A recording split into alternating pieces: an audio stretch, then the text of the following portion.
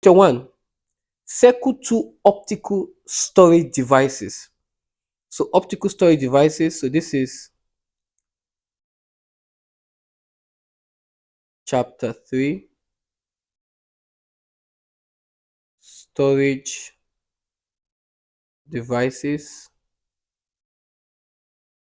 and media.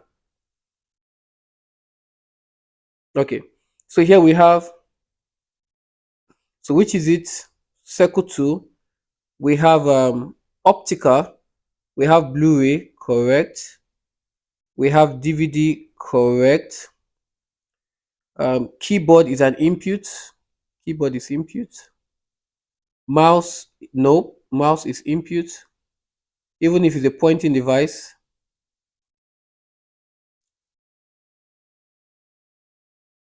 Pen drive, no. Pen drive is storage, right? But pen drive is storage, but is what is solid state. The QR code, no. The QR code is input, but it is DDE, direct data entry. The same thing with RFID, input, but what? DDE. I'm just letting you know which they are. I'm not just solving a past paper. If you've known me for a while, you know that I always teach you. Then the SD card. The SD card is what? The SD card is, nope. The SD card is storage, but it's also solid state, right? Solid state. And where you see the type of memory card. Okay, so that's done. All right. Question 2. A system uses both application and system software. Okay, so you have this as um, chapter 1,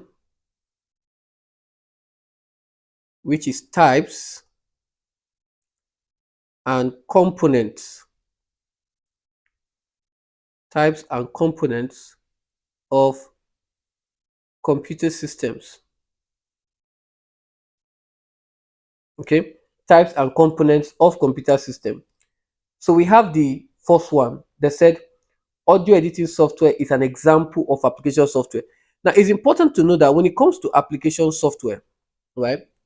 Application software, generally software is a general term for programs, right? They can be used to control the computer system and process data. Then when we talk about the application software, the application software, right, of course, is the type of software that provides services that the user requires to what? To perform. To perform what? A specific task. Can you see that? To perform what? A specific what? A specific task. Then why the system software? Right? The system software, on the other hand, what it does is designed to provide a platform on which other softwares can run. Right? So we've talked about the system software. Right? A good example is your compiler. You have compiler here, and etc. etc. So it is designed to provide a platform on which other softwares can run. So we have audio editing here. It's an example of application software. Notice we have others. We have um, video editing. We have um, control and measurement software, apps and applets, word processing, spreadsheet, etc. etc. Now let's talk about this. When we talk about the audio editing, right? It allows a user to manipulate audio data, right? It can allow the user to alter the length of tracks, volume of tracks. It can combine multiple soundtracks. And I use that a lot, right? When I'm using FL Studio, right? To create another version of the sound. Okay, very important. Okay, so this is important, right? So here you can see that describe what is meant by audio editing. So here you have it can allows the user to add different features to the sound. Okay. Another one is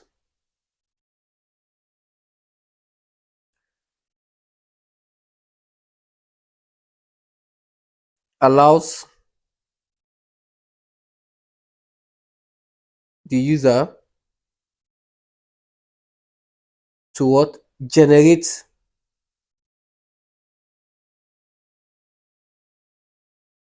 audio data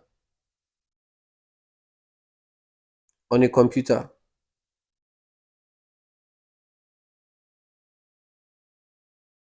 Okay, so this is important. So we can have order here. So to add orders, it can allow the user to alter, okay, length of track,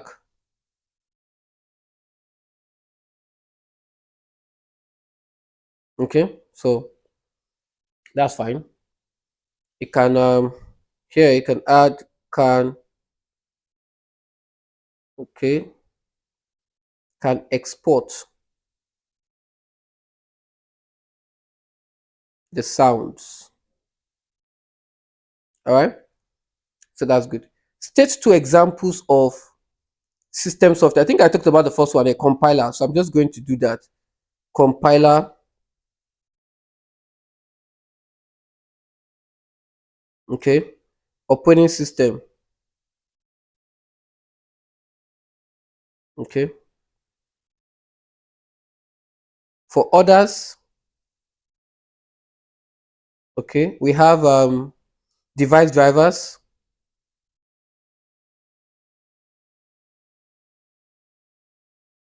we have linkers. Okay, all right, let me know in the comment section what other ones I probably didn't mention here, right? All right, question 3. An architect is planning to buy a plotter. An architect is planning to buy a plotter. So this is right here, chapter 2, okay, which is input and what? Output devices. And the plotter is what? Under what? The output devices. Take note. The plotter is what? Under the output devices. Now, so plotter can print work on large sheet of paper. That's what plotter does, right? It can produce high quality, right? And it can use other things like it can do write on ceramic, on wood, and etc. etc. etc. Right? So they say we should discuss the benefits and drawbacks of the architect using a plotter. Now, it's very important that we know this. Okay, very important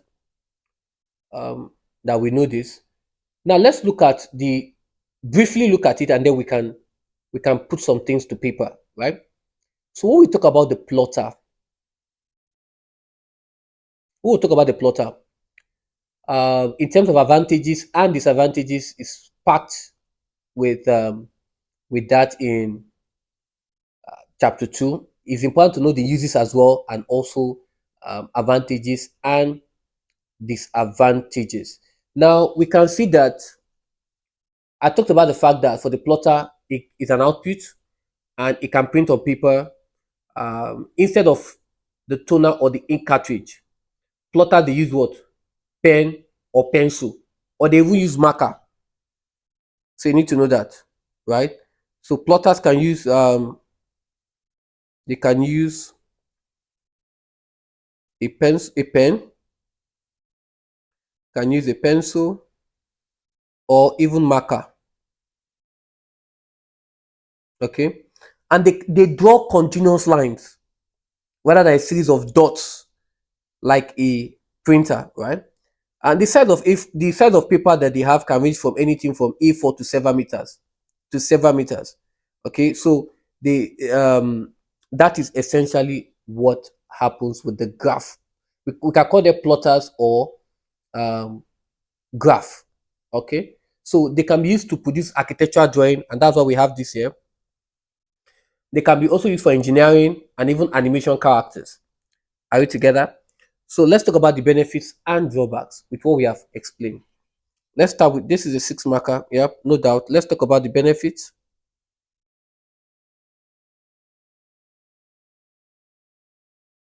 Now, for benefits, they produce what? They produce high quality,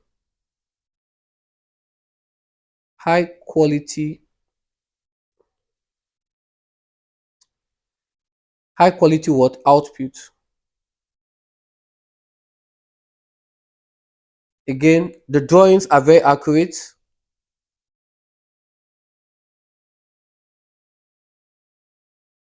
are very accurate.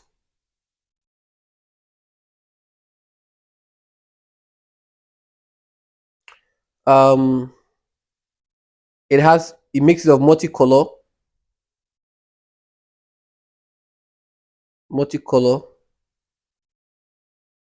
are used as standard. Okay, it can draw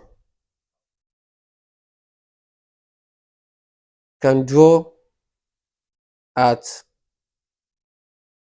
high speed. Okay, but maintain consistency. Okay, but maintain consistency. So I think I've talked about four. Let's talk about drawbacks.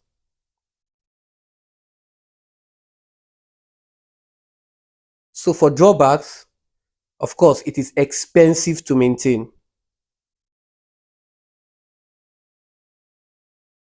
Expensive to maintain.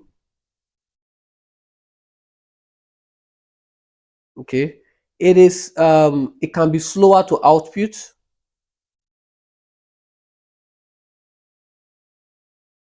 It can be slower to output and also can be noisy. So this one is for order. Okay. A software developer is developing a new app. The new app will need to be tested before implemented. State why the following elements needs to be tested. Now this is chapter 7.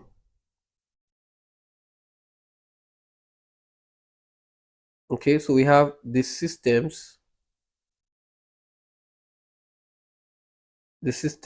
life cycle. And under this, we're talking about what? Under development and testing, we're talking about this. So let's look at it. So under the data structure, now, when we are testing, we have four. There are four, actually. We have data structure, input format. Let me add other ones here. So we have output format.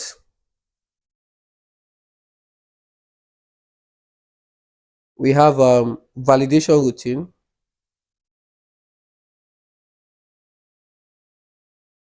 There are five structure.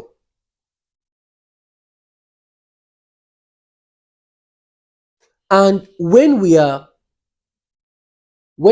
testing them, essentially, when we are testing them, we're testing to ensure that each of them is what? Okay.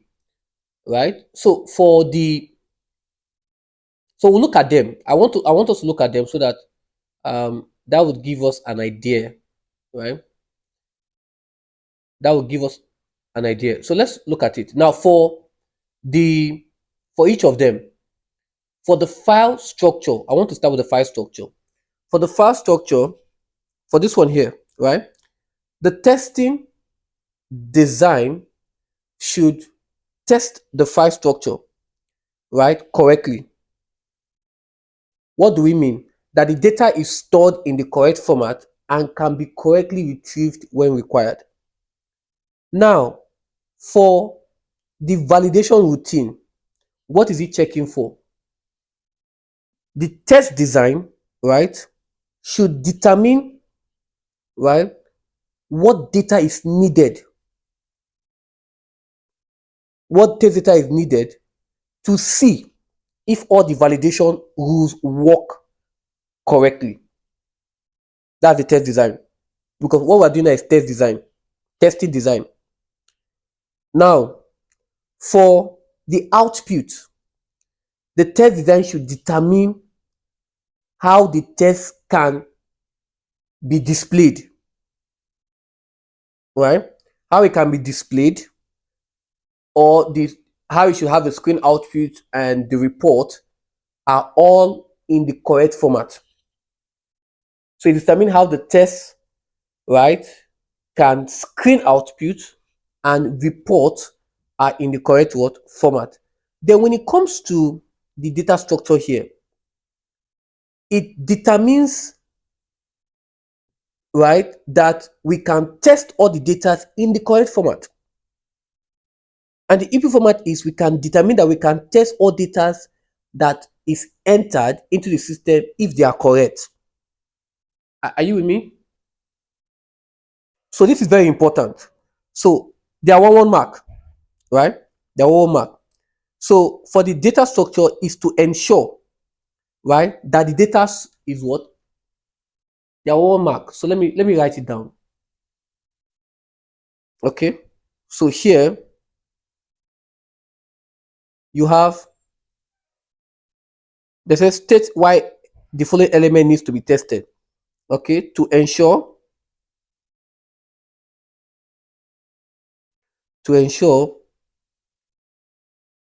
that all data is in the correct format.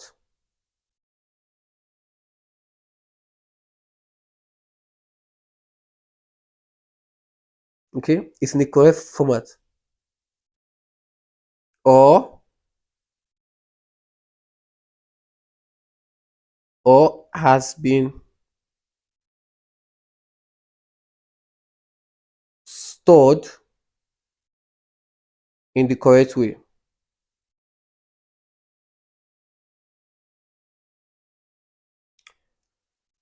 For the input format, to ensure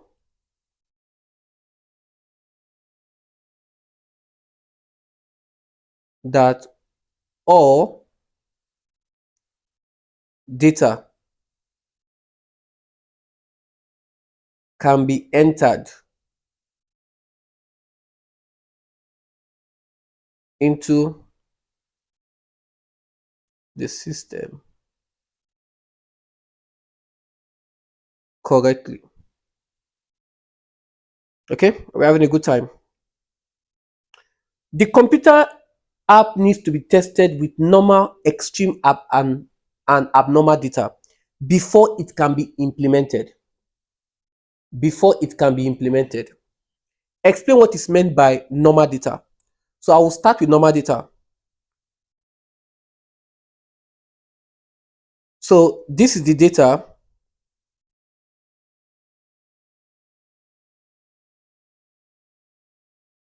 okay, which is acceptable,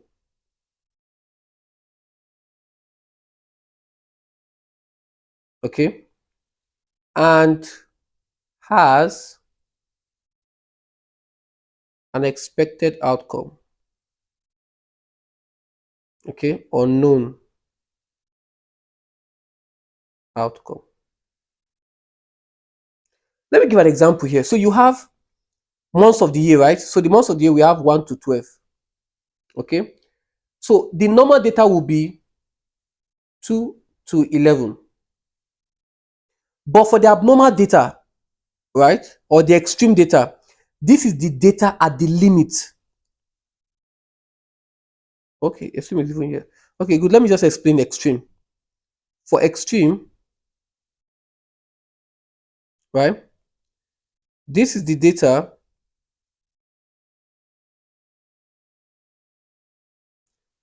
at the limit or boundary. Okay. Okay. And can either be of the two n values. So in this case here, it is either 1 or 12 as an example. But when we talk about abnormal data, this is the data outside. I need to write this down. Um, Abnormal.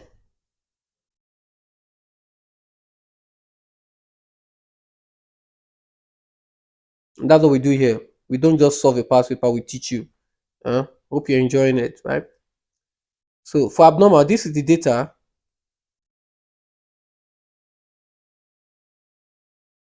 outside the limits of what? Acceptability. Okay? You can either say acceptability or validity and should be rejected. Okay? Or cause an error. Now, looking at this here, 1 to 12, the abnormal data will be example -1, 14. We're using this, so take note, 1 to 12, or 1, or 12%. Those are abnormal now. Like, I don't understand what concern. So these are abnormal, right? If I'm looking at test score 1 to 10, a child is having 0 over 10. Come on. How? 0 over 10. How did it get that? How did we get here? How did it become so bad? A child is having 20 over 10. How now? AI. Elio Mox. Yes. You've gotten the answer, you're adding extra 20 over 10. Okay. All right. So, yeah, essentially, right? Okay. Hope we're learning. The computer app allows input of examination grades. The computer app allows input of examination grades from A, from grade A to grade G. So from grade A to grade G. G is graded, or what I nickname it as go home, right? State one example of extreme data used to test the input of the examination grade. Now I want you to tell me this. So I've learned extreme data. Tell me in the comment section, which will it be? We have A to G, right? So which will be the extreme data, right? Okay, now if you said A, you are correct. So we have A, you're correct. If you also said G, you're correct. Okay, so it can be A. Let me just do this. It can be A. You can just write one, A or G. There are two n values. A or G. Anyone is correct. Following the development and testing of a new computer program, user documentation is produced. So this is still let me see. We're still in chapter 7, right? So this is still chapter 7, if you're wondering. This is still chapter 7. This right here is chapter 7. Okay. The system life cycle. This is the system life cycle. Okay. So this is still chapter 7. Okay. This chapter 7, the systems life cycle. The system life cycle. I hope you can see my handwriting, please. Okay, so we have this. Now, they said, so this is under documentation. Let me be specific. Under documentation. Now, under documentation, we have two. We have user documentation and technical documentation. Can you see that? User documentation and technical documentation.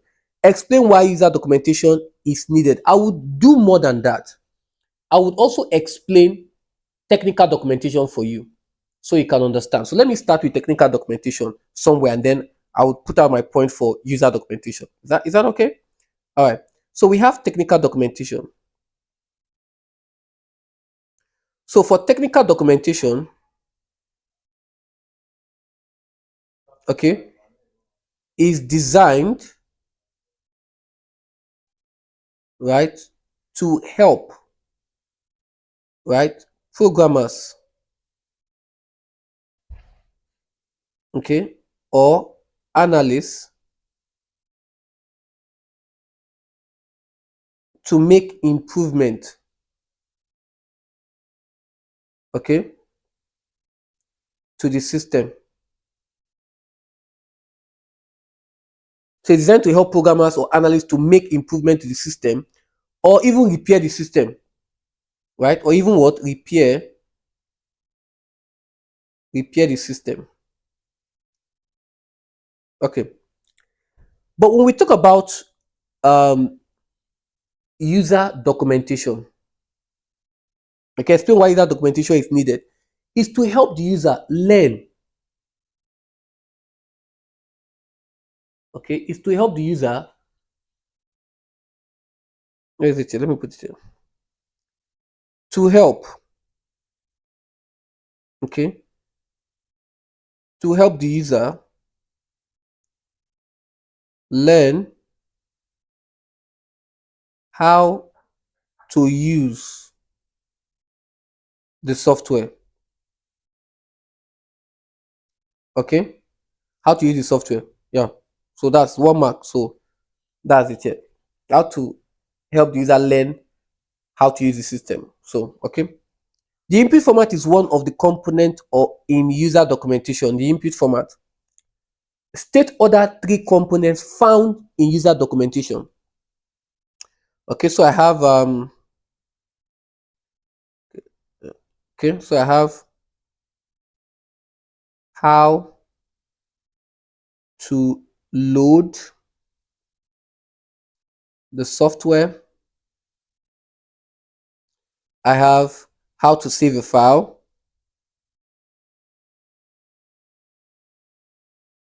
How to save files.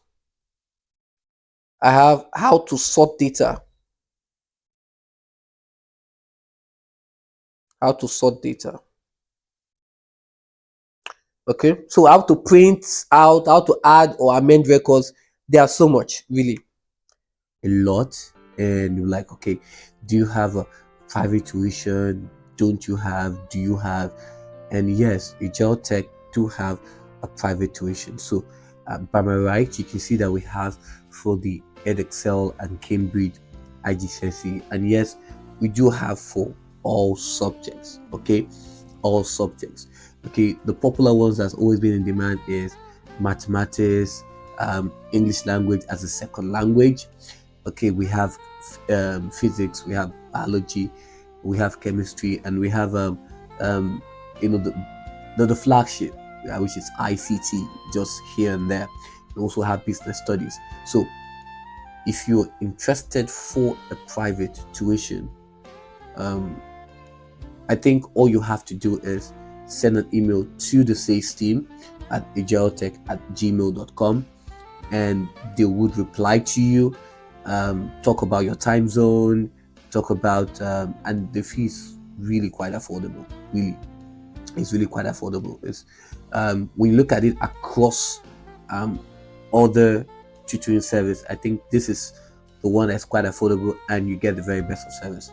We also have for the E levels as well, and also for the Edexcel. So we have for the Cambridge E levels and Edexcel E levels. Okay, and we have also across the subject mathematics, which is usually the hot cake when it comes to E level, mathematics and chemistry, and then biology. These are usually one of the ones we have in demand always, all the time. Even physics, for E level. So all you have to do, if you're watching this right now and you are interested for a private tuition, then you can do yourself a solid, okay, and send an email to the sales team at ajiro@gmail.com and they will reply to you.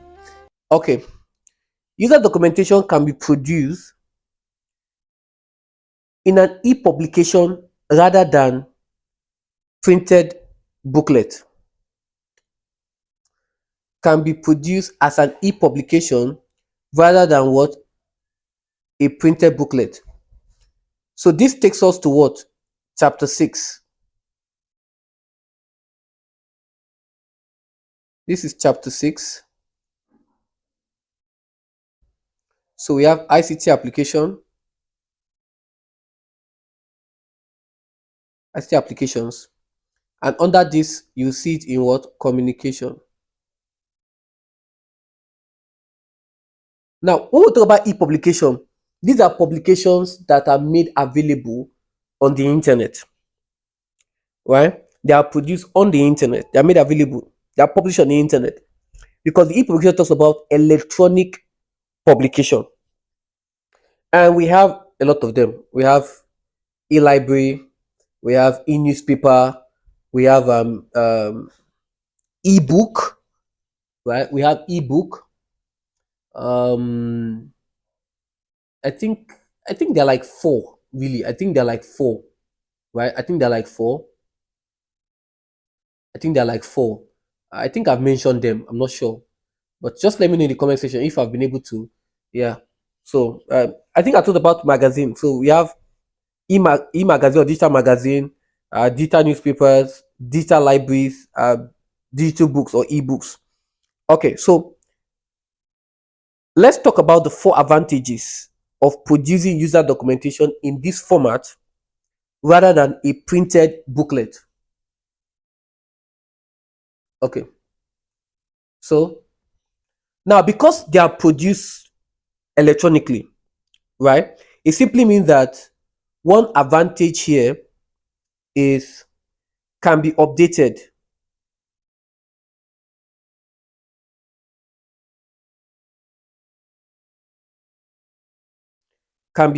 more easily. Unlike the printed booklet that you will have to, what will you have to, if you want to update it, you have to print another one again. But electronic, you just update it. You don't have to print anything, right? And because of that, since it can be updated more easily, it can be more up to date.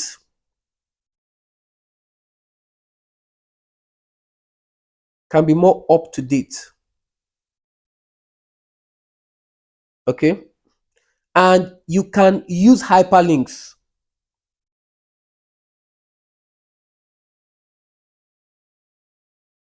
Can use hyperlinks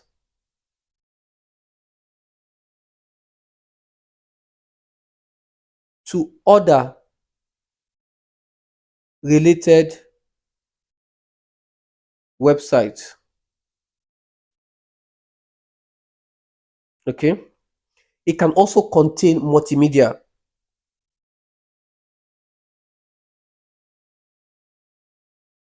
Can contain what? Multimedia.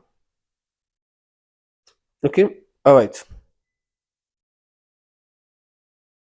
You can, yeah, I think that's, yeah, I think if you want to add one more, in terms, it's cheaper. Yeah, it's cheaper in terms of production.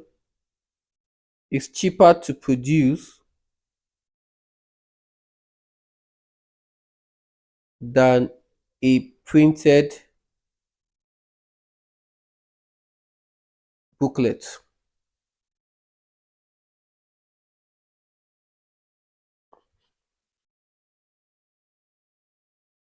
Than a printed booklet.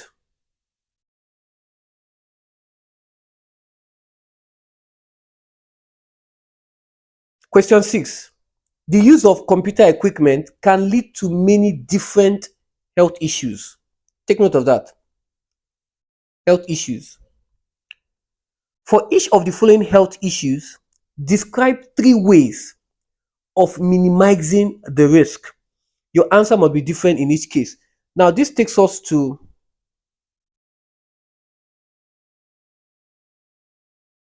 chapter 5,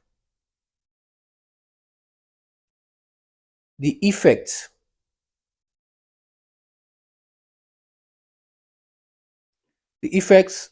of using IT. Okay, you're using IT. For each of the following health issues, we've talked about that. So let's talk, for now we have under this we have, you will see it under the prolonged use of IT equipment, something like that. That's why you see this IT equipment. Now,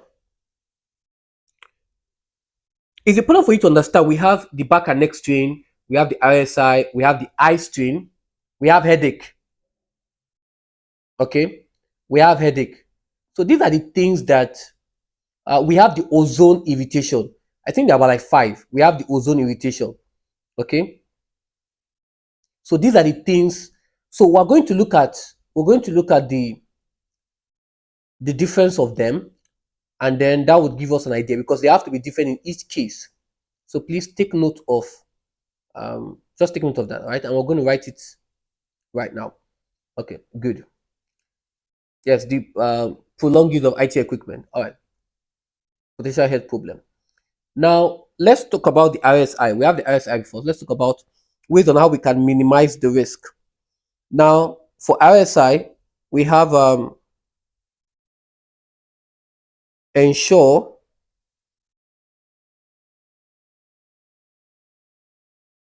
correct posture is maintained. Correct posture is maintained, right? Because again, the ISI talks about the continual use of a keyboard or repetitive clicking of a mouse button. Continual use of a keyboard or the repetitive clicking of a mouse button. Then we have the next one. Um, we can say proper use. Make proper use of what? A risk rest when using a mouse or keyboard. Now the next one is you can make use of ergonomic keyboard, right, or ergonomic mouse, right? So you can make use of ergonomic keyboards, okay, or ergonomic mouse, whichever one. Ergonomic, ergonomic. Let me see. Ergonomic, right? Mouse. Okay. So we have headache. Let's talk about for headache. When we talk about headache, what do we mean? Headache means it is caused by the incorrect lightning. So that's what headache does. What is caused, right, by incorrect what lighting, okay, or screen reflection or flickering screens, and so on. Incorrect lighting, screen reflections, flickering screens can all cause headache. Okay, so what are the ways to minimize? Okay, minimize or eliminate of this risk. Let's look at it. The first one could be make use of anti-glare screens, right? If the room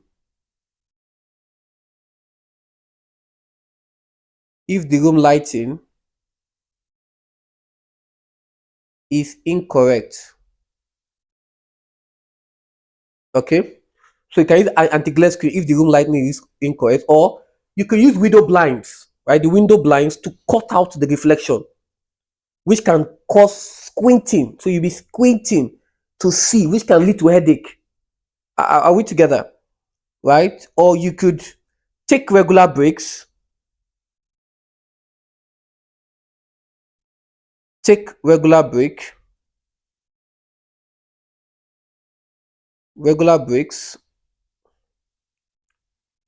um, plus exercise. Some people don't exercise at all. They will just sit in the computer all through their life. It's not good. It's not good. Users, right, should have their eyes tested on what? A regular basis. On a regular what? Basis. Okay? So please, it's important. Okay, I think we've read it enough. I talked about the RSI. So let me put it in writing, so that you understand. So RSI is what is caused by the damage to fingers. Okay? And risk. Damage to fingers and risk caused by continuous use. Continuous use of what? Of a keyboard. Continuous use of a keyboard. Or repetitive. Repetitive what? Clicking of mouse button. Do we get that? Did we get that? Hope my handwriting is clear. Very important. Most of you complain, right?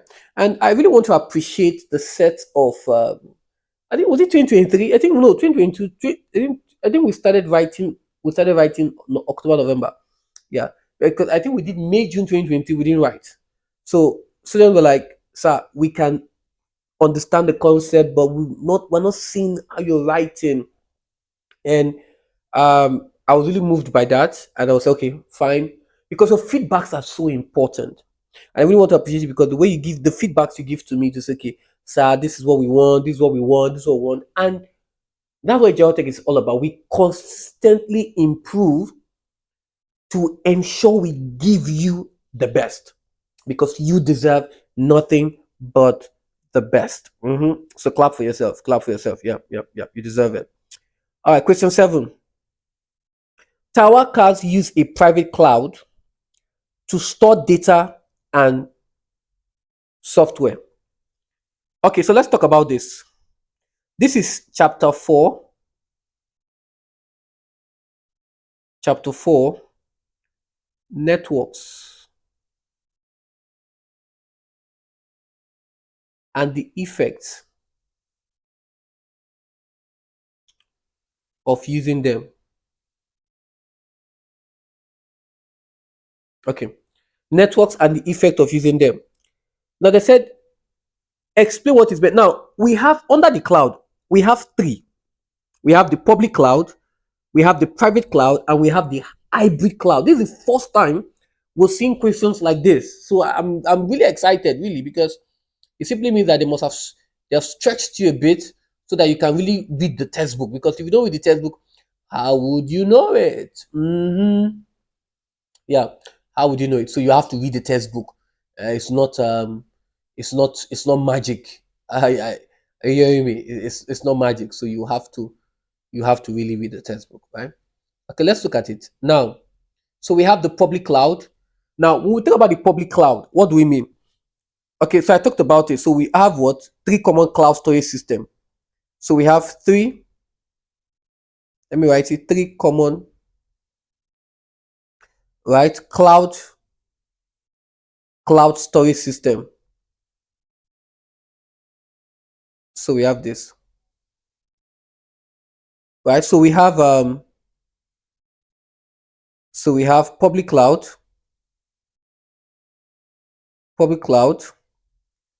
and we have the private cloud,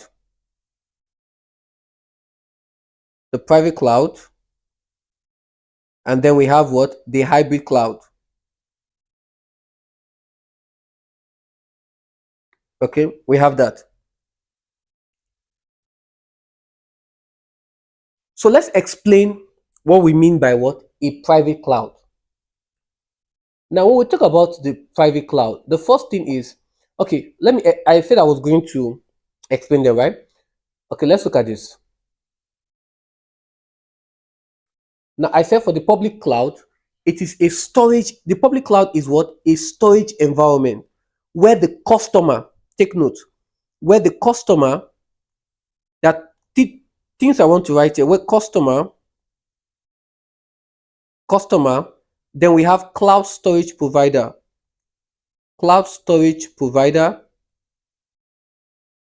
So where the customer and the cloud storage provider are different companies. That's public cloud, right? So for example, you can be using um, a Google phone, Google Pixels, and using OneDrive, right? Then the private cloud. This is a cloud provided by a dedicated environment. And this is behind a company firewall where the customer and the cloud storage provider are integrated and operate as a single entity. Now, let me explain this. You're using an iPhone, you're going to use an iCloud. Normally, that's the way it's synced. If you're using an iPhone, you're using an iCloud. If you really want to do an automatic backup, you have to use an iCloud. So that becomes a private cloud. Now we have a hybrid cloud. A hybrid cloud is a combination of the two previous environments. Please know that, right? Where some data can reside in the private cloud, and less sensitive or less commercial data can be accessed from public cloud. So it has a combination of two. Okay, you can use an iPhone and decide to say, no, you know what? I'm still going to use the OneDrive. Are we together? I'm still going to use the OneDrive. Okay, so that's what it means. Okay, are we together? That's what it means. All right, so let's put it, because let's put this down. Let's put it down. They said tower cars uses what? Private cloud to store data and software. Okay, so you can see that for the private cloud, it is relating to this tower car. It is completely controlled by tower cars because it's private. Now, another way to see private cloud is a cloud dedicated for that company. So every big organization have their own cloud storage, and it's residing behind their own firewall. I just gave the example of iPhone and iCloud. There are some organizations like if we're talking about cars, right? Tower cars. I know we don't talk about products, but I'm just going to talk about it. Your Mercedes Benz, your Toyota, they all have their own cloud where they store their data, and it's residing behind what? Their provider. Where please take note, where the customer and the cloud storage provider are integrated, and they operate as what? A single entity. So here we see that It is completely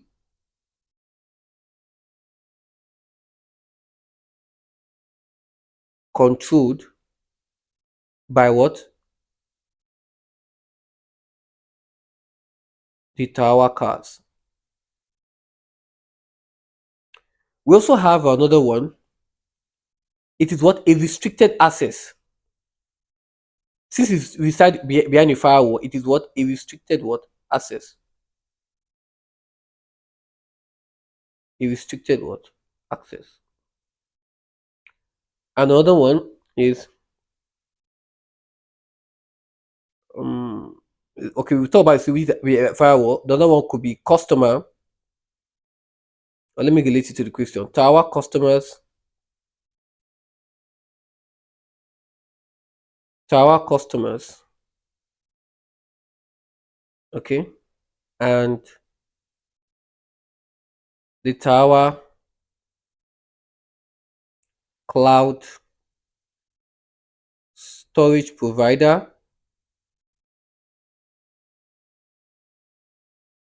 are integrated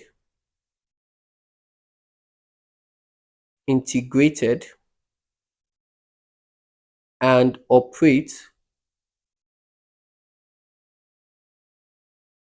as a single entity.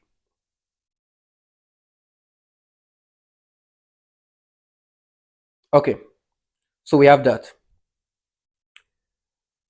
Some of the programmers at our cars are working together on creating a new design package, which is stored on the cloud. Hmm. Describe how data can be stored and managed using cloud computing. So this is chapter 4. Okay, networks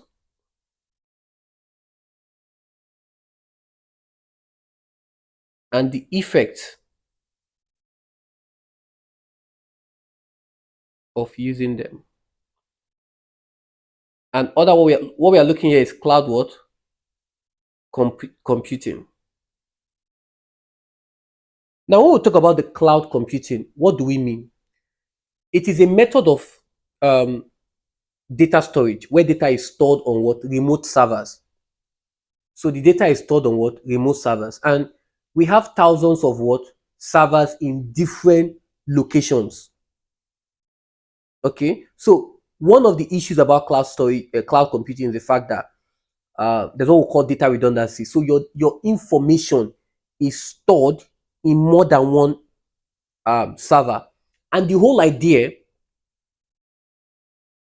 for this is because when they are carrying out maintenance, or if any of the server is bad, you can still have access to your information.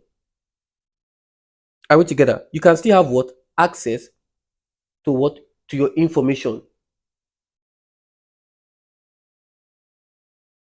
You can still have access to what?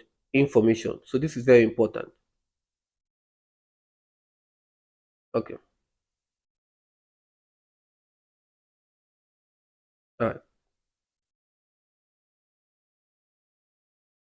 So let's look at it.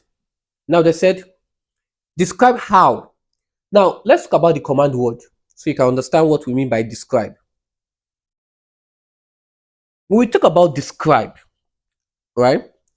Describe simply means, where can I write this for describe? Describe means, okay, it means to state, okay, the point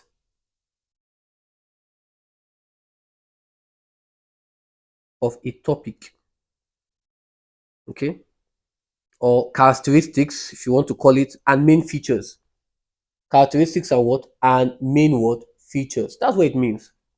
Okay. So let's look at it. They say we should describe how data can be stored and managed using what? Cloud computing. So the first thing that I expect you to write is that data is uploaded. Look at, I said some of the programmers at our cars are working together and creating a new design package which is stored on the cloud. So data is uploaded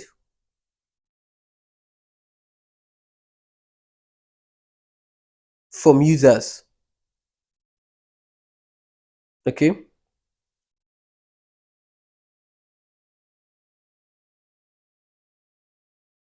Okay. How data is stored and managed. Wait, how data is stored and managed. So for stored, let's talk about it. How it's stored. For stored, I said data is uploaded. Data is uploaded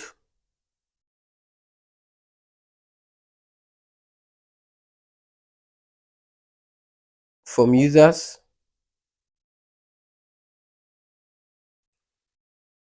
Um, data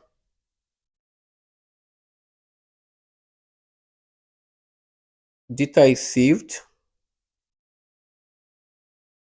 in remote servers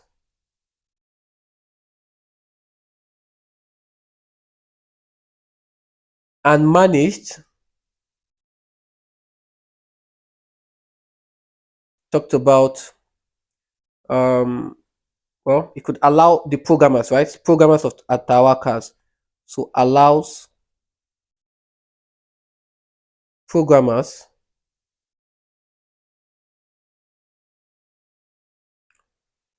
to download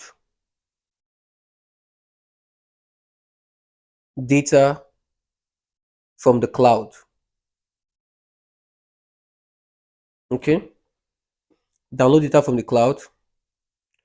We also have administrators, of course, the administrators controls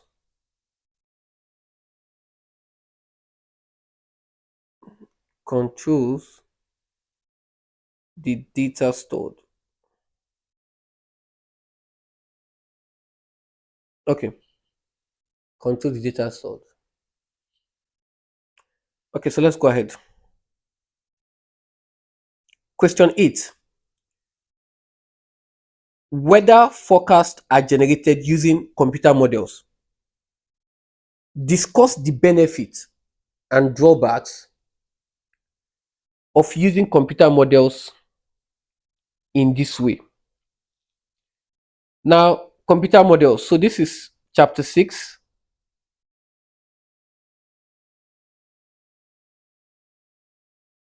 ICT applications. Okay. And other that you see it under modeling application. Modeling application. Modeling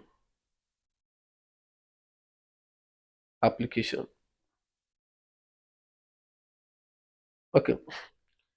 Modeling application. Let me just write it here. So modeling application. Okay. So let's talk about modeling. When we talk about the modeling application, this is what we mean. Talk about computer modeling. We use what we call a simulation, right? So simulation is the creation of a model of a real system, right? It's not real, but a simulation, right? Is a model of a real system in order to study the behavior of that system. Now, take note, models are what computer generated. That's why it's called computer models. And it is based on mathematical what representations. The whole idea, please listen. The whole idea is to try to find out how a system behaves, right? And predict the behavior of the system. Weather is a good example. Financial budgeting. You want to know if I'm earning £500, how am I going to manage this money with all the expenses and what am I going to be left with? So you're modeling and then you work with it. You design the system. Okay, are we together? All right. So now we're to discuss the benefits and drawbacks of using computer modeling in this way. Because we're doing weather forecast agitated using what computer models, right? Now, when we talk about we also have in bridge. and building, right? We will have for flood water what management system, even traffic management system. So we have all that as well. Weather forecasting, right? And because we have what we call weather stations. So in weather stations, they are set to automatically what gather data from the environment, right? So they are usually automatic, right? You have your weather app, right? Your app, your the one in the app store, right? And use a variety of sensors to measure. So those sensors that are used to measure the weather are your rainfall. We have temperature, we have wind speed, we have wind direction, we have bi- um, biometric pressure or your air pressure, you have humidity. So data needs to be gathered every hour of the days of the week. So this data can then be input into the model. Please understand this, which would now simulate weather patterns. So over the years, for January of 10 years, February of 10 years, March of 10 years, and there's a consistent pattern. Rather than will tell you that it will rain by 4 and it will rain. Okay, so the weather forecast can predict the weather for the next few days or even longer, right? Again, the foundation is complex, but this is just a summary of what I'm trying to talk about. Are you with me? So let's talk about the benefits here.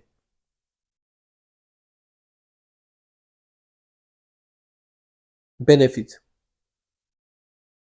is cheaper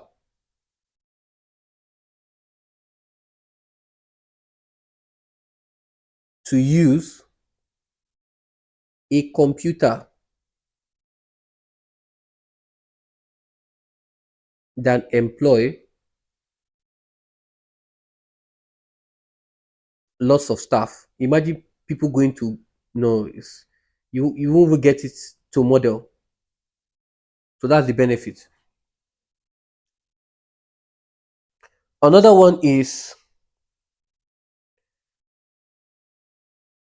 they can calculate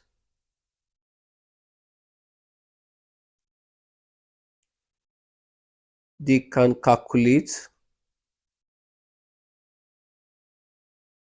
faster than a human. It's 5 marks, okay. Um,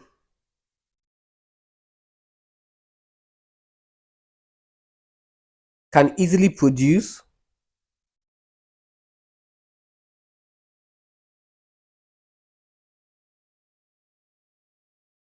a number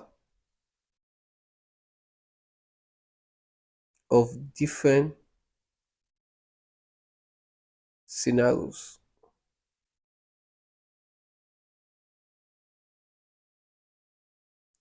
Let's talk about the drawbacks. Oh, Siri, I'm not asking you any question, please. Thank you. Let's talk about the drawbacks.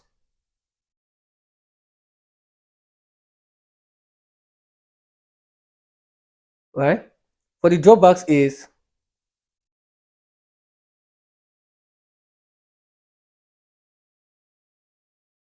the cost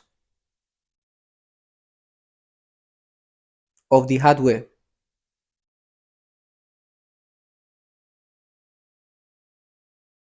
needed to set up, okay, of this system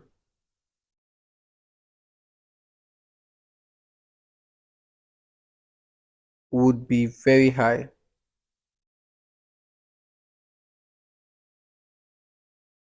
Okay. Another drawback is the fact that humans become what? Technology reliant. We rely on the computer for everything. We have a problem with developing a system to do it for us. Right? And for others, results can be unreliable,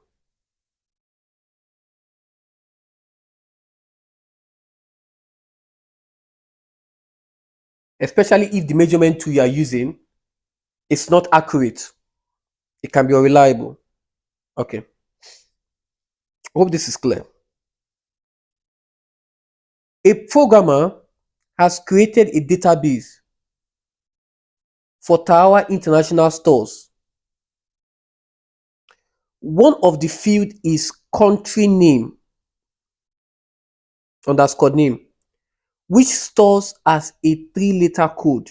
So, okay, for example, right, GBD,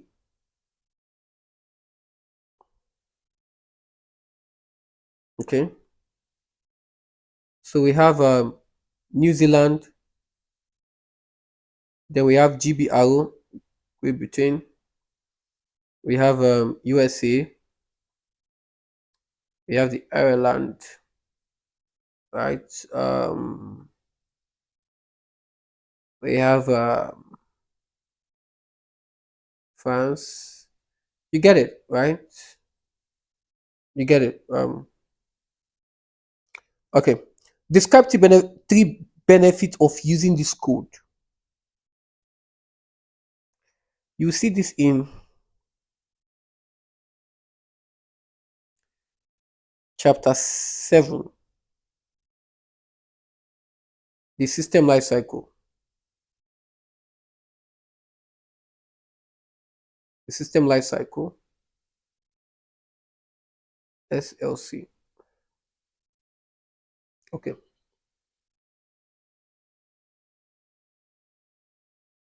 So one of the benefits of using these codes, okay, is data entry can be more accurate. Instead of typing, imagine typing New Zealand, I can just put NZL, right? Or something like that. So again, we see that um, the data entry can be more accurate.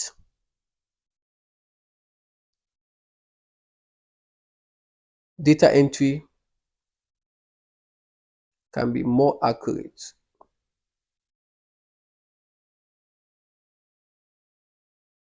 Okay. And it is faster to search for data.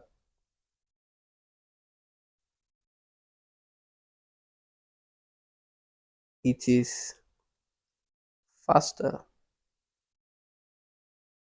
to search for data.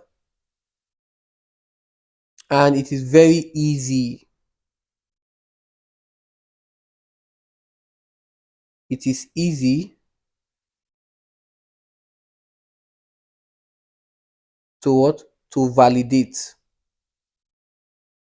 It's easy to validate. Okay. For other, can add one more.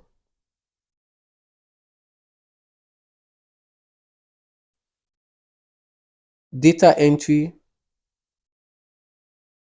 is faster. Okay, data entry is faster.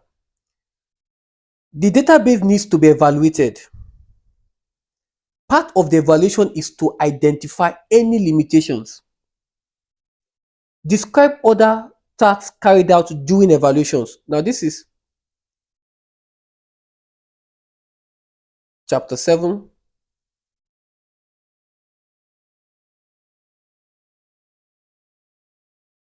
the system life cycle. And this is under what? Evaluation.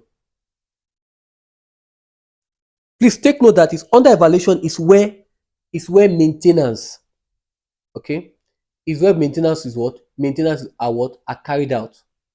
So please take note, is where maintenance is also what? Carried out. Okay, so let's look at it. Let's look at other tasks. One of them is identifying what? Limitations. So let's look at other ones as well. So that will give us um, an understanding of what we need to do. So for other ones, we have doing evaluation is to identify any necessary, that's identify any necessary improvement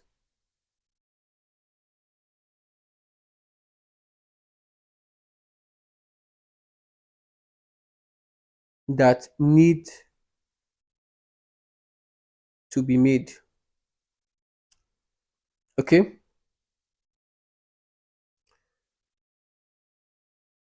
You can also compare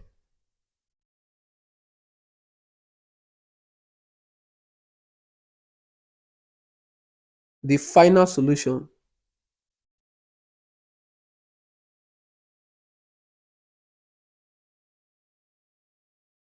with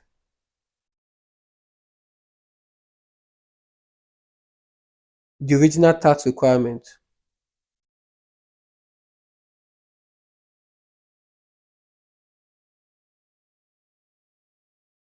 Okay. You can also compare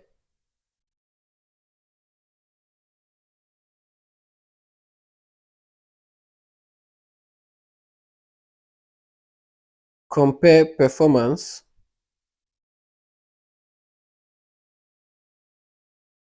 of the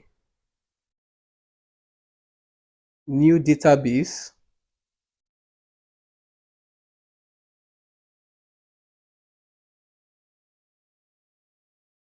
with the performance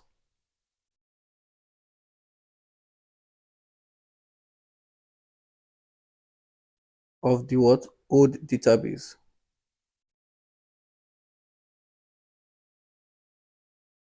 Okay.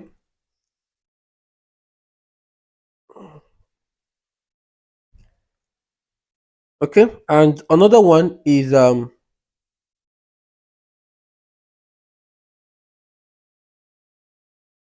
to compare, or you can observe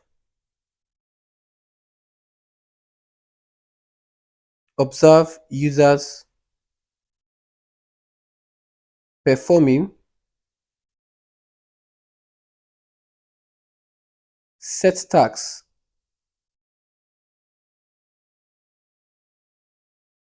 on the database.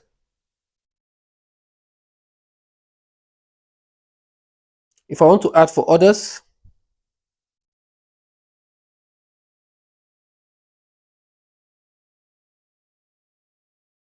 okay,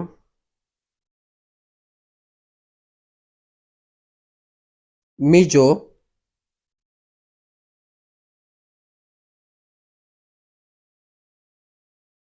the time taken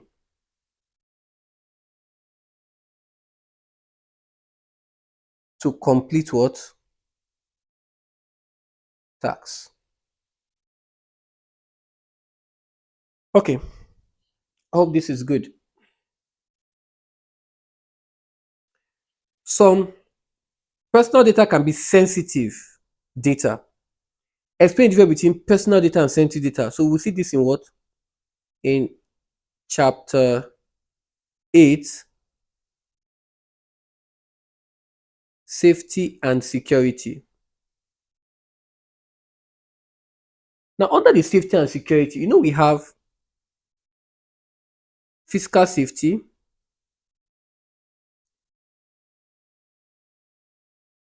we have e-safety, and we have security of data.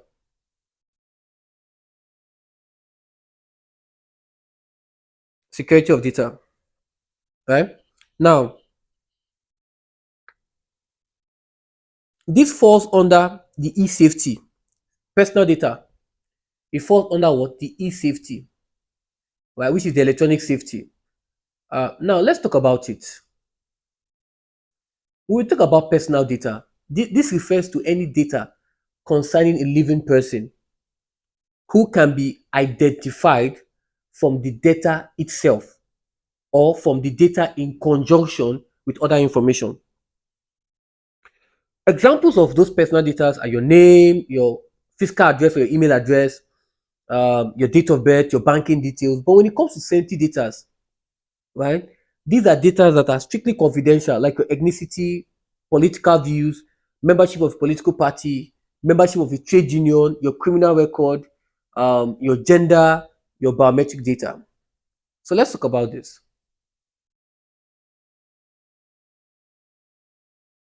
So let's talk about this. Explain the difference between personal data and sensitive data. So here I said for personal data,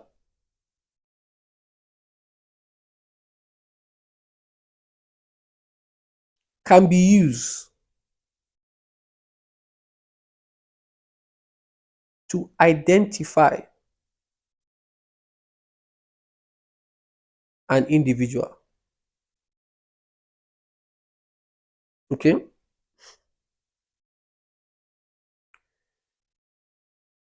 Sensitive data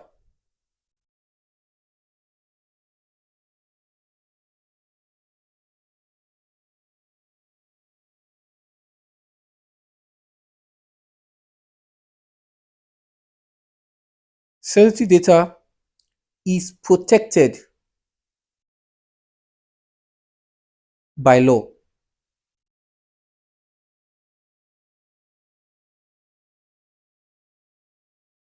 Now another thing is for other, the disclosure, if you disclose it, disclosure of sensitive data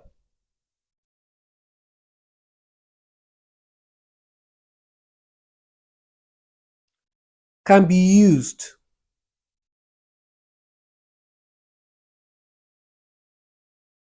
against a person. Now, a good example, your criminal record or your medical history. Somebody might not say, this person is suffering for this, and you use it against the person. Okay. So let's talk about examples. Give examples of personal data. Examples of personal data. So let me give example of personal data. So here I have email address,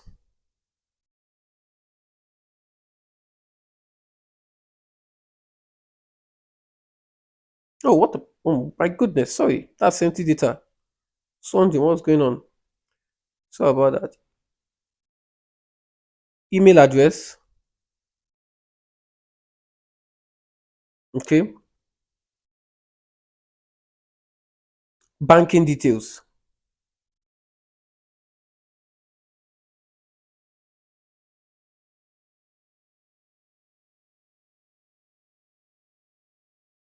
Two examples of sensitive data. I talked about the first one. I'm going to put it there. Criminal record.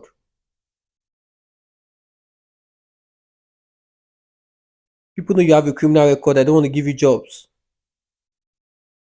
even if the person has changed. Not fair. Okay. It could be membership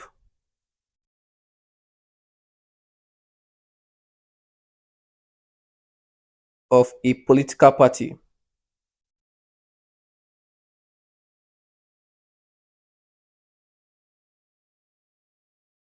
Okay. We also have membership of a trade union. We have medical history. If you want to talk about others here, for others, right, you can have photograph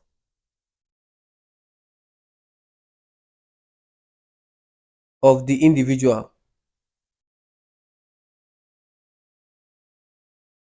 IP address.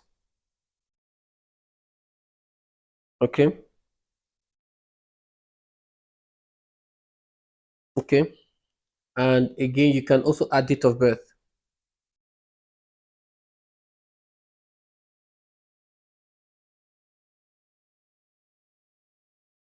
Okay. Here for others, you have your ethnicity,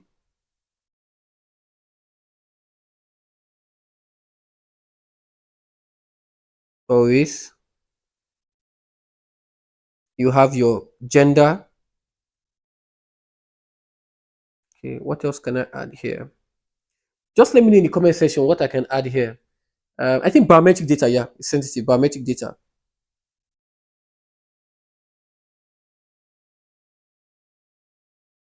Okay. So you can add just in the comment section. I'm going to look at it. All right. Okay. A lot, and you're like, okay, do you have a private tuition? Don't you have? Do you have? And yes, Ajiro Tech do have a private tuition. So by my right, you can see that we have for the EdExcel and Cambridge IGCSE, and yes, we do have for all subjects. Okay, all subjects. Okay, the popular ones that's always been in demand is mathematics, English language as a second language. Okay, we have physics, we have biology, we have chemistry, and we have um, you know the flagship, which is ICT, just here and there.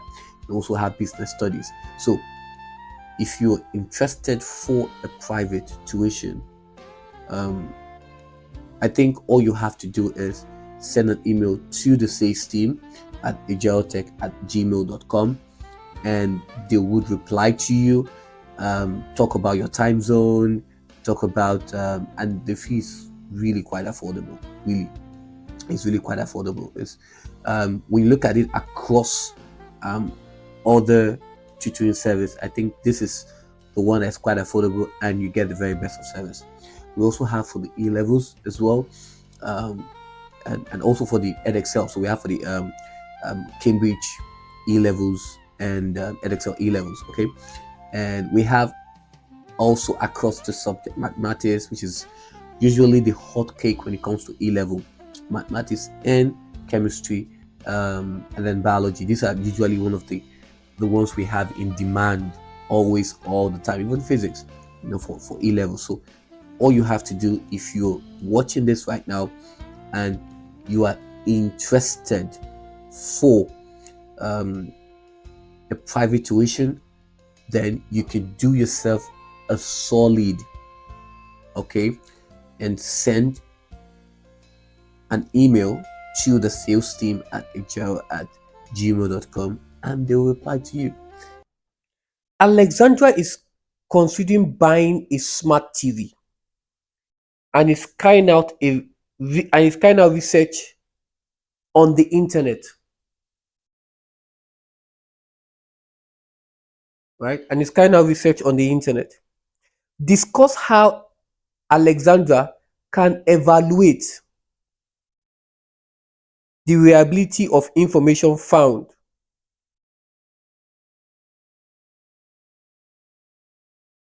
on the internet. So this here is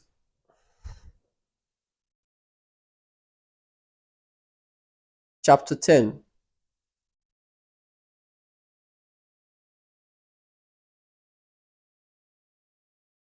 communication. So if you want to buy a smart TV and it's kind of research on the internet to know which vendor can sell, because everybody is selling something, but not everybody is authentic. So how will you evaluate the information that is found on the internet? Okay, so we are to discuss. Okay, so you need to understand when it comes to reviews, not all reviews are genuine. Some are computer generated. So be careful. So if you're working by reviews alone, it is not enough base. Oh, they have good reviews. No, the computer, it could be a lot of people that they have paid money to give review about that place. Because the more positive review, the more higher rating they get. So one of them to evaluate is comparing. Six marker, comparing.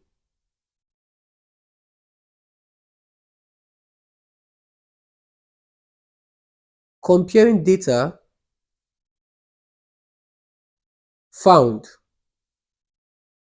on one website with what? Other websites.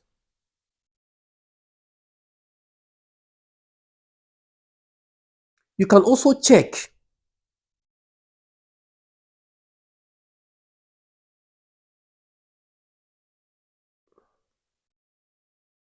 You can also comparing, yeah. You can also check the date of the last update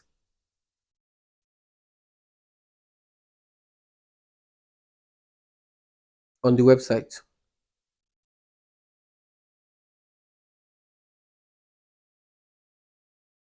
Does the website contain links? That's one way to check. Does it contain links? Okay. Does it contain links of other places that we can also check? So these are things that you as a person also have to check. Okay, you as a person also have to what? Have to check. Right? It's so important. So you don't make mistake. Right?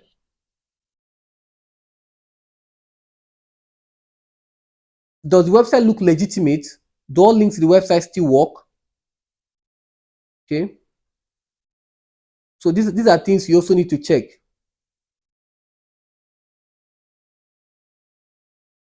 Okay. So discuss how can evaluate the reliability. Okay. So these are the things. Again, like I said,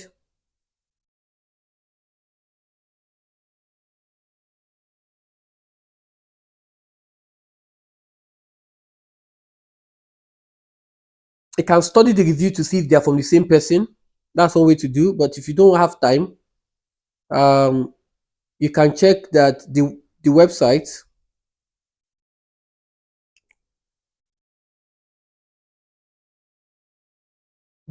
contains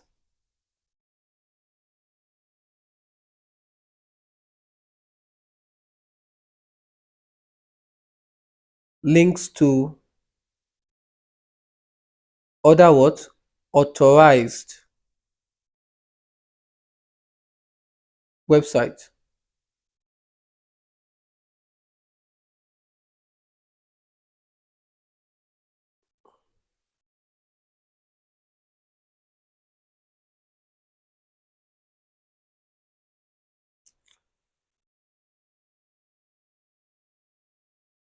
Okay. Alexandra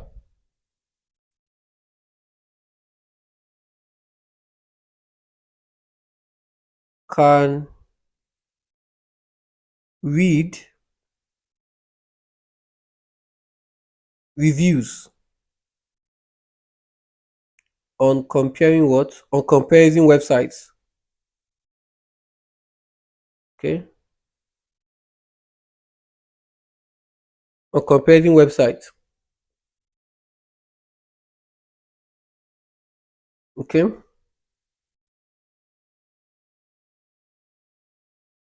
If all the reviews are positive, it's fake. If all reviews are positive, it's good, it's good, it's good. Then it could be a fake review, right? If nobody's giving 1, 2, I observed this, then something is wrong, right? Alexander can also check.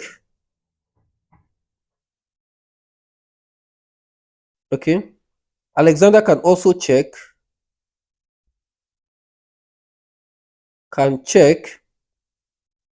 the endorsement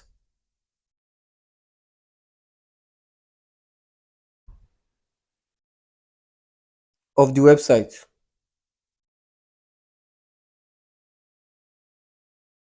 Okay. And what else? I've given 5.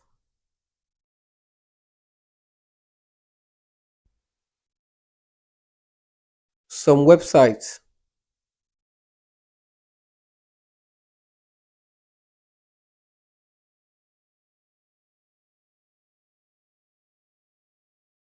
may advertise one product. So this one way to check. Okay. This one way to check.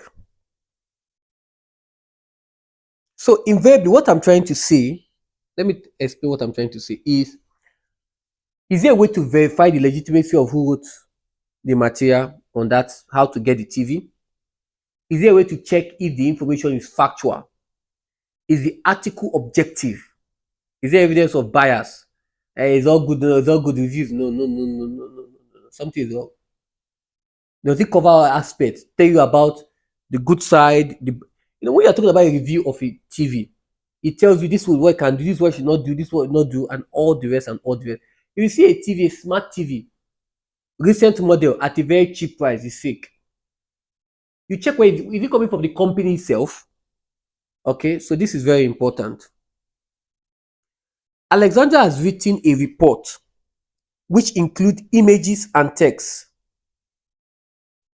He was planning to store this document on his pen drive and found out that the document is too large to store. Pen drive, too large to store. Where are we going with this? State one way in which he could reduce the size of the document so it is stored without removing any of the text or image. So this is chapter 11. So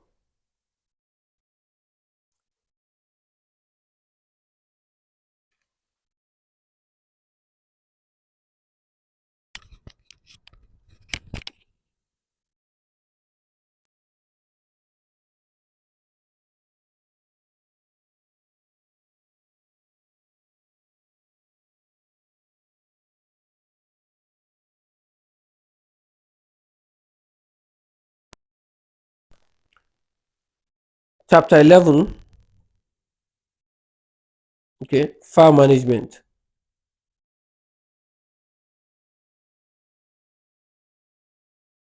Okay, all right.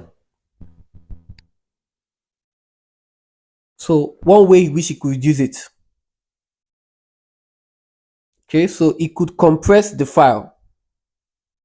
No, it could what? Compress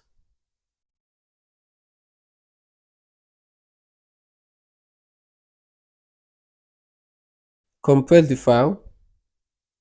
Okay, all right. Alexander has added a section break and a gutter margin to his report. Okay, this is chapter 17, document production.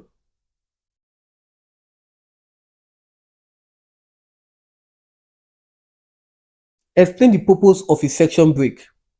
Now, when I talk about section break, let me explain. You can have page 1, portrait, page 2, landscape. That's what it means. As simple as that's just one way, right? So for a section break, right, it enables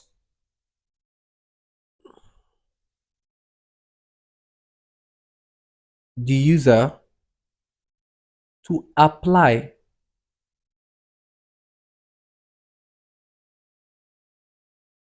different formatting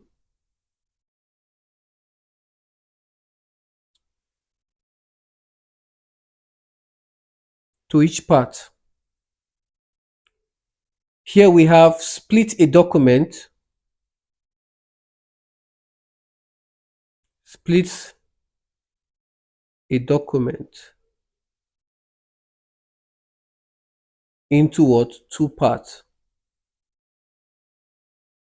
Into two parts. Now, a gutter, let me explain. A gutter margin, that gutter margin is that extra space, right, that is given, that is used for binding. So that the gutter can be top and bottom. If you check your textbook, right, if you check your textbook, you will see that there is a space that they bind, right, so that you can now be able to flip your textbook and flip your textbook. So that extra space is what we're seeing as what? The gutter, right? So it's an extra margin, right? So let's do that. So it adds space,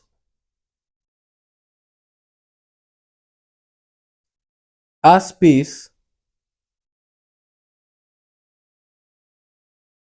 to the margins. Okay. It gives extra space.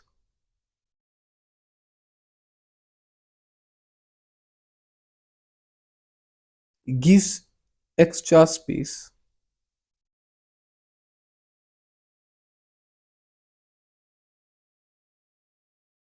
for binding,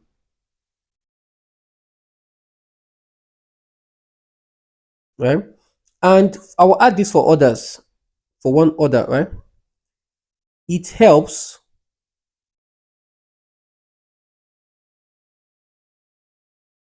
to ensure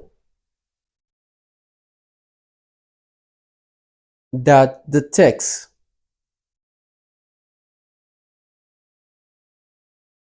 isn't obscured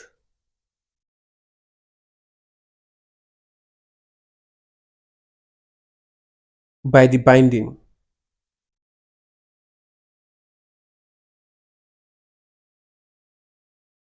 Okay, are we together? All right. Question 12. Discuss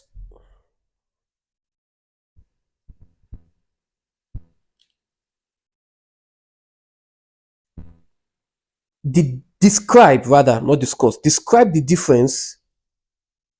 differences between a flat file database and a relational database. And I explained this in the May June 2025 database. If you have not gone through it, the video description will be here. Go through it. Go through it. That's what it's for. Go through it.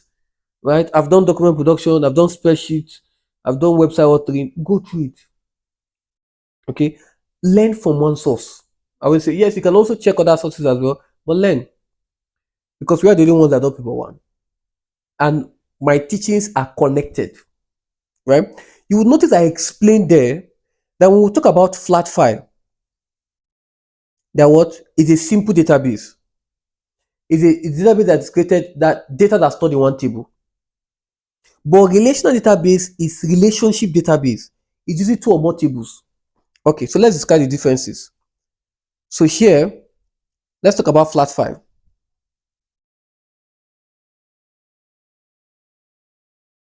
Flat file is a simple database.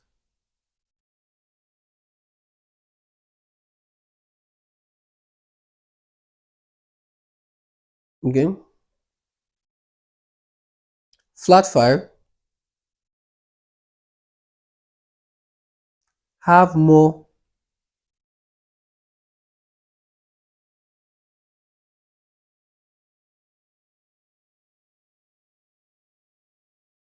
duplication of data, leading to data entry errors. Flat file uses what? Only primary keys, unlike relational that uses what? Key fields, primary and foreign key. Relational database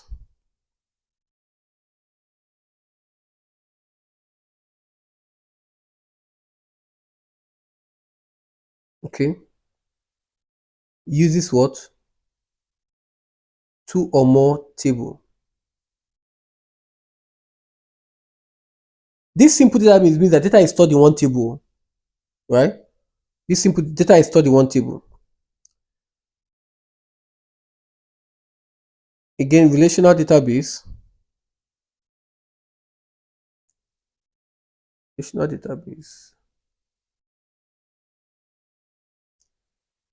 have what? Relationships.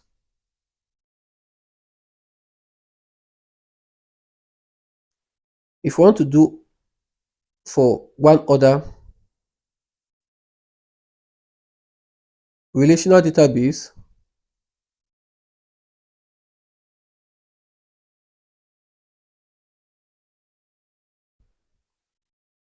allows complex search,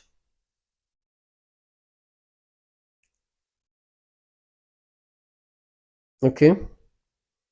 Yeah, allow complex search. You can be search with your query. Okay.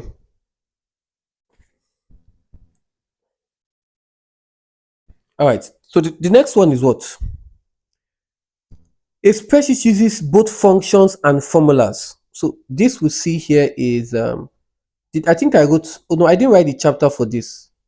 So this is chapter 18, databases. Then we have, this is chapter 20,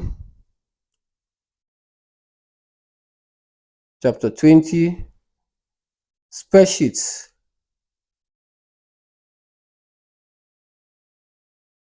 So it uses functions and formulas, right? So let's look at it. It uses what? Functions and formulas.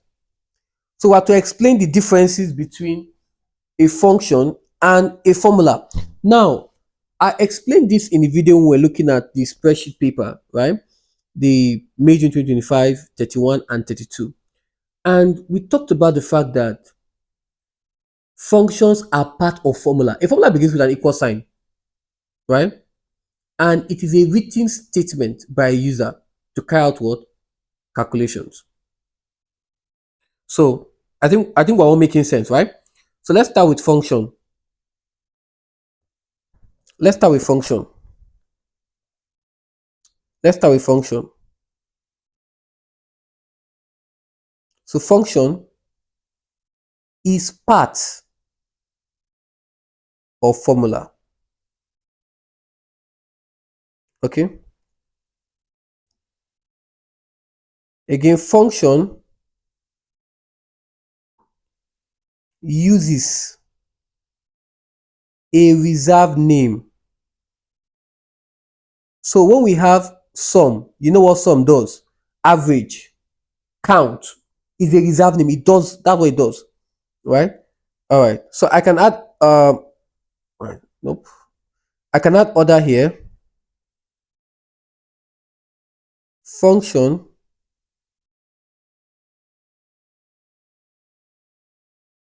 carries out a specific task. Okay. Now let's talk about formula because it's 3 marks. Formula starts with what? An equal. An equal sign. Okay.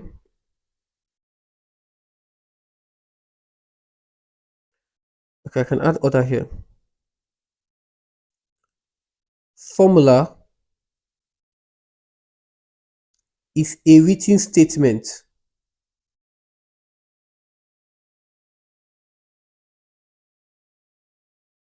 by a user. Okay.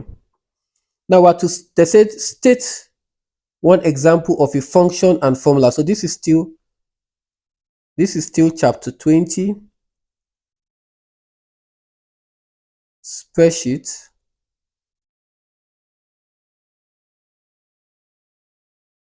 So here we have what? Sum. And you put it in uppercase, right? We have others here. If you want to look for others, we have average, we have count, we have if. Okay.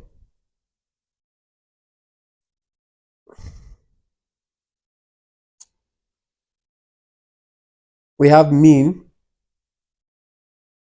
Okay. For formula, you have something like this equals to um a5 plus b5. A spreadsheet uses relative cell referencing. So this is still chapter 20.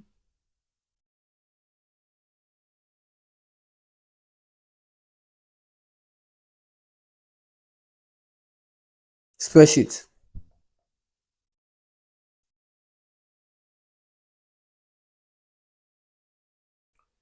Explain what is meant by relative cell referencing. No, we have two. We have the relative cell referencing and the absolute cell referencing. And we'll say for the relative cell referencing, the formula changes when it's being replicated, right? But for absolute, the formula remains the same during replication. Okay, so let's look at it. When a formula is copied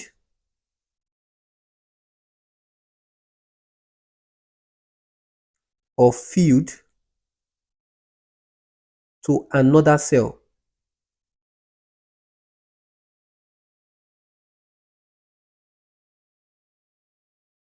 okay, all right, right, a formula is filled, is copied or filled to another cell, the cell reference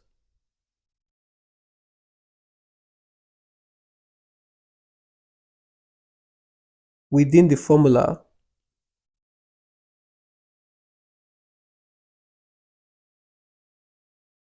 changes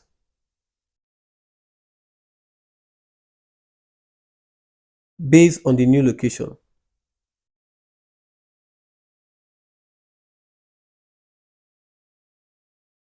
Okay. Describe the problem that could occur when a relative reference is used. What's the problem that could occur? Right? One problem that may occur is that the reference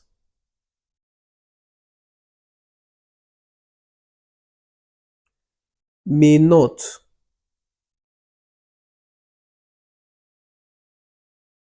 point to the correct cell.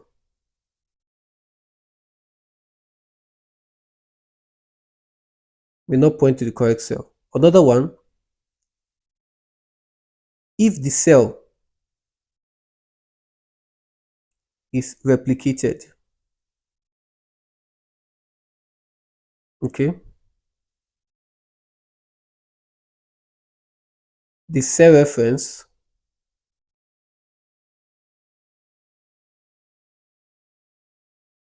will change. So if you are expecting it to be absolute and use relative, then that will be a problem, right? That will be a problem. So you may not point to correct. So you are saying A5 equals to B5, and you are doing it in um, D6, then that's a problem. That's a problem. Stage 2, web development layer. So this is what the final chapter, what a way to close the final chapter, chapter 21,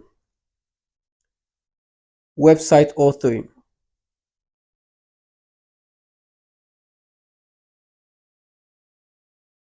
So we have three. I'm going to talk about the three. So the first one is the content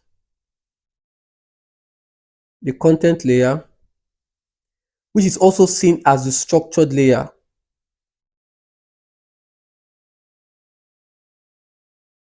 Okay. We have what? The presentation layer.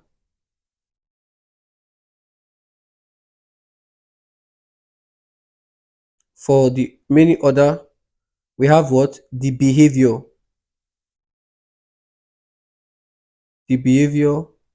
layer, or the scripting layer. Okay. Now let me just explain what they mean. Okay, let me just explain what they mean quickly. Let me just explain what they mean. Now, when we talk about the content layer, right? The content layer is where the content of the web page, right? So for the content layer, just to explain it briefly, is where the content of the web page, okay, um, are placed. Now, examples of those content are, right? Example of those content of the web page could be your text, right? Images, Okay. We talked about it that is structure, right? Because it has what we call, it also have what we call the structure, such as the page structure, such as tables, hyperlinks. Okay. And it's important for you to know, right, that the language used here is the HTML, right?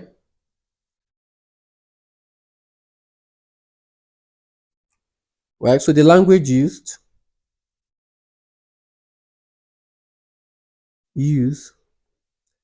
to develop the content or the structure layer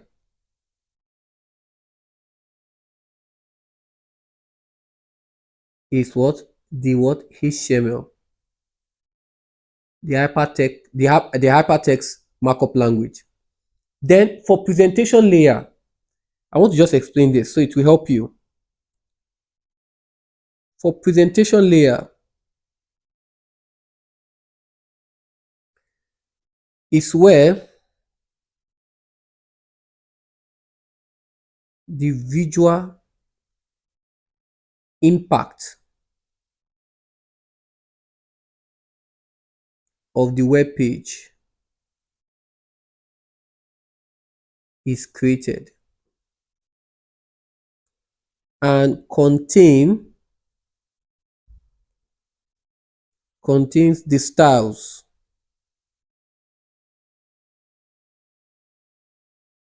to be used. Let me give examples such as the color themes, the fonts, etc. Right? And the CSS, right, is used to develop the presentation layer. The CSS means the cascading style sheet. And finally, behavior, behavior layer. Now, when it comes to the behavior layer, is where all actions such as controlling, are we learning, elements, okay, on a web page, okay, are created. Okay. And of course, this is usually, right, these are usually created using what? Scripting language. Scripting what? Language. Right? And a good example is what? The JavaScript. Yeah? The JavaScript. So here you see that this is for JavaScript, for behavior, CSS for presentation, and HTML for what? For content. So yes, I think that's all. So we looked at chapter 21. It wasn't there in variant 2 and variant 1. Chapter 20, chapter 18, we even saw chapter 17, chapter 11. I think we saw practical questions here. Then 10, the chapter 8, chapter 7. Chapter 7 was here again. Chapter 6, I think modeling and communications. Chapter 4, chapter 4, chapter 5, chapter 6, um, chapter 7, okay, chapter 2, right? And all this is chapter 1. So I think we didn't see from chapter 3, apart from this one, the question 1. So I think it covered everything. Although there was no question from chapter 9. There was no question from chapter 9, in terms of the theory. But I think from chapter 1, um, we didn't see much on chapter 2, right? But I think 9 and 2, you know, um, invariably. So these are the things here. So we've come to the end of this paper. Please do well to subscribe to this YouTube channel if you have not done so, and make it a group study. I've always said it. Make it a group study when you guys learn together and grow. Ask questions, brainstorm with the videos, and that's how you learn faster. And do me a solid. Like, share with your friends so they can learn and they can grow and can become what? Better. The best gift you can do for your friend is to share this video to them so they can also learn. Because covering a textbook is too big, right? You're invariably having the full textbook is 571. The readable content, right? I think about 560 something, right? If you minus all the if you minus all the essentials, if you manage all the essentials, so you have at least 550 something, as something you have to read, right? As something you have to read. So that tells you a lot. And the 540 something or 535 readable content. So it's a whole lot. And that is why we are here to make the process easy for you. So you can study. I know it's long, but if you study with them, trust me, because when you're solving what I'm teaching and I'm explaining, you become better. Thank you very much. As you go through document production, presentations, database, spreadsheet, website authoring with me, and then if people want, you are going to improve, I can assure you. Thank you, and I'll see you in the next one. Bye for now.